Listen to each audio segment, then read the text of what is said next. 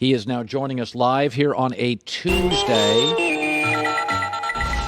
So you tell me, you've been in the office with a general manager before. When the Jets made that trade for Jamal Adams, or the Seahawks did, the Jets now have 5 first-round picks in the next 3 years. And to me, you accumulate those to use them to find a star, either through the draft or free agency or a trade. I mean, I look at the Jets this morning and I think you got all these first picks. If at best Justin Fields would become Deshaun Watson, that feels like such a natural to me if I'm the Jets and Deshaun Watson. Your thoughts? Look, I think it's something that you want to investigate because right now you're sitting at a position of power. You have all the draft currency to go and get a couple of stars. And so I think you want to kick the tires on all of the available players. So if Deshaun Watson is available, let's see if we can pry him loose from Houston because it gives us the most important piece when it comes to rebuilding the franchise. The problem that you have in this scenario, though, is Deshaun Watson has a no-trade clause. So he can pick and choose where he wants to go. And you just have to be convinced that the Jets are a situation where he would want to go. I think the way that you could look at it is listen to what Robert Saleh has kind of said or what has come out from Jets camp about them liking Sam Darnold. Also, they brought over a couple coaches from the 49ers. The 49ers like Sam Darnold. Kyle Shanahan really liked Sam Darnold when he was coming out in the draft. And so you're trying to figure out, well, what if we take Sam Darnold, put him in this offensive scheme that has elevated so many other quarterbacks, Kirk Cousins, Case Keenum, we've seen Baker Mayfield play well. Maybe if we put him in that system, it will enable us to go and get other pieces around him. And maybe this could be a quicker way for us to turn this franchise around. You know, it's interesting. I'm watching all these coaching hires. Eric Bieniemy could be the odd man out. Brandon Staley comes out of nowhere. Robert Saleh, I would have never guessed the Jets. Brian Daboll, who was the hottest candidate, he didn't get a job. And it is interesting. Sean McVay and Matt LaFleur, young guys get a job. And let's be honest, one got to a Super Bowl. One probably this weekend gets to a Super Bowl. It does feel like that coaching is getting younger. I mean, that's what it feels like to me is, I don't know if it's a cultural change, it's a schematic change. You know, you've been in these rooms before. I'm looking at the guys getting hired. It looks like if you're over 48, that used to be young. It feels like you're really battling uphill with this stuff. Well, yeah, I mean, I think, look, it's a copycat league. And so a lot of people have seen what Sean McVay has been able to do, and they want to emulate what he's been able to do with the LA Rams.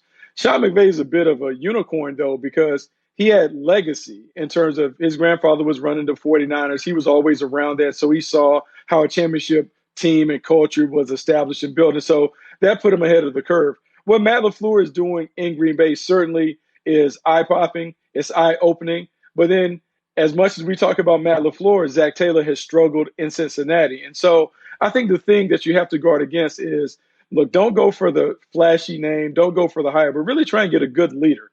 Get a guy who understands the leadership that is necessary to build the right culture and team. He's a communicator. He is an innovator, and he's a problem solver. If you have someone who has those traits, they can be successful. I am troubled, though, because all of these hires are coming from the offensive side of the ball. And I think when you look at the composition of staffs, it really leaves out a large segment of the population because you just can't hire just all quarterback coaches to be your head coach. That is not the way to go about doing it.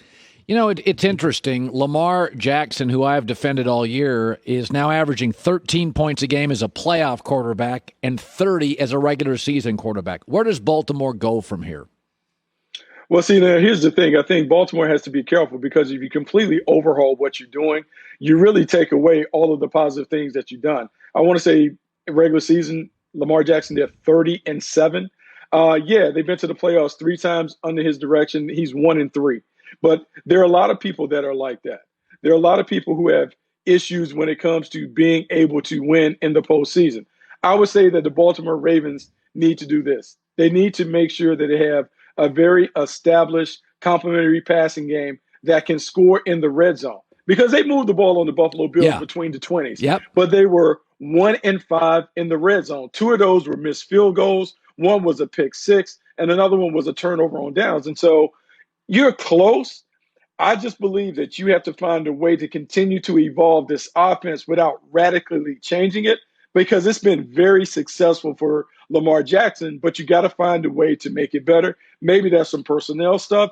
Maybe it's more of a conceptual change that Greg Roman and that coaching staff has to take on. So, I mean, about halfway through the season, I think we would have both have agreed. Tampa was turbulent. They had that bad Thursday night against Chicago. They got hammered by New Orleans at home. And they were just, you didn't know week to week, half to half. You didn't know what you were getting. And then something happened the last 5 and 6 weeks. And my theory is it went from a Bruce Arians culture to a Tom Brady culture. And Tom kind of said, okay, we're going to do more stuff that works for me because that thing ain't work. That's my feeling on it because they don't even look today. They don't look like they looked 9 weeks ago. I mean, why so elevated in the last 2 months? Oh, I think teams continue to evolve. And I think this team experienced an evolution. It's tough when you bring in so many different parts and pieces and try and fit them together. When you think about Rob Gronkowski and Antonio Brown coming over, Leonard Fournette being a new piece coming over, you have a new guy, Tristan Wirfs, on the offensive line. You don't really have a full offseason. And, oh, by the way, you have Tom Brady. I think it takes a while for you to kind of figure out how to best play with all of these pieces. And I know we talk about the game has to run through the quarterback, which is absolutely true. But I give Bruce Arians a lot of credit for stepping back and trying to figure out what is the best way for this thing to operate. So, yes, they do some of the things in New England, but they also are retaining the stuff that he has done in Tampa. They have figured it out. And here's what you want to watch against Green Bay. The emergence of the running game.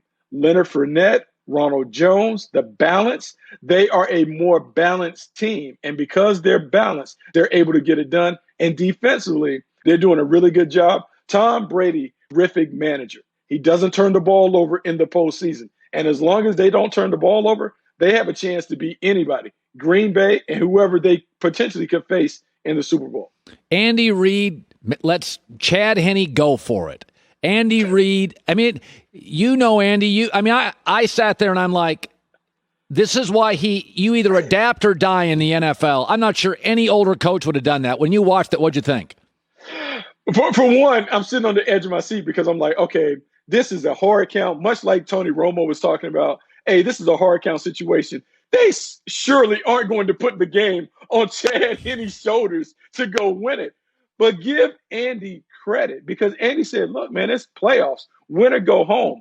And he understands that the offense is the strength of the team. Yeah. If I have a chance to win the game, why not win it with the best unit of my team, the offense? For all of the things that Andy Reid has accomplished, his evolution as a daring play caller to me stands out. He lost a bunch of games, a bunch of NFC championship games in Philadelphia, and he was never deterred. He stuck with the process, continued to add to his repertoire, and he's been successful. So when you were talking to me about Baltimore, I think there is something to, hey, we're going to continue to stick to the process. Eventually, we're going to knock the door down. Yeah. I think Andy Reid is a testament to that while still adding more pieces to the puzzle, not only as a play caller, but as a team builder. Yeah, it is. That's by the way, your point, which I watch the television and say this often. When you go into a game, what is our strength? If a game ever comes down to a series, it's amazing how often teams will give it to their weaker unit. And I'm like, your point's great, which is, okay, we're here because of our offense. I got to get 3 yards. Or I got to get a yard. So I think that's a great point and something I watch the TV at home and yell what Bucky just said. Bucky Brooks on the show. By the way, Fox Sports Radio Saturdays. Good seeing you, bud. Hey, good seeing you. Hi, everybody. Thanks for watching. Subscribe here to get the latest from the show. Also, be sure to check out more of the best clips from The Herd or go watch a few segments from other shows on FS1.